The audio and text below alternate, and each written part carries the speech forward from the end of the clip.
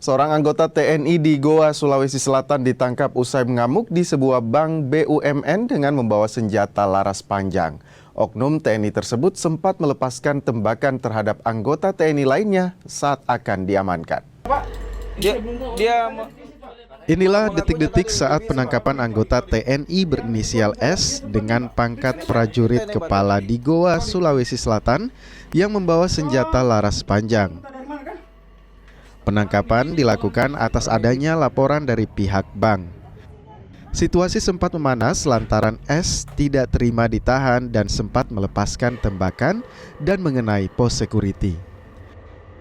Jadi yang bersangkutan itu betul mau masuk bank, tetapi membawa senapan yang di dalam jaketnya, sehingga diamankan oleh security untuk menuju ke ruangan security, sehingga dari pihak security bank menelpon kami, menelpon anggota unit intel, sehingga anggota unit intel datang ke sana.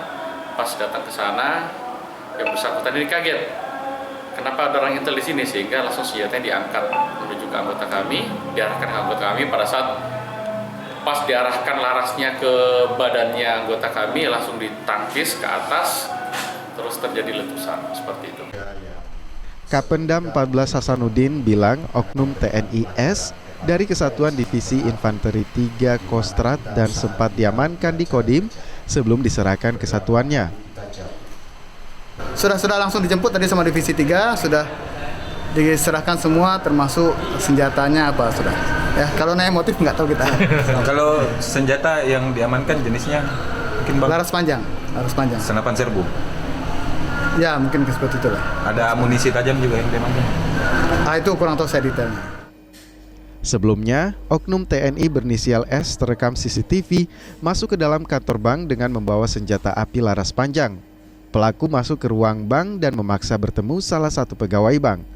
Merasa terancam, pihak bank lalu meminta bantuan dari unit Intel Kodim Goa.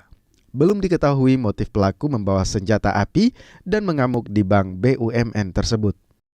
Asis Amin, Kompas TV Goa, melaporkan.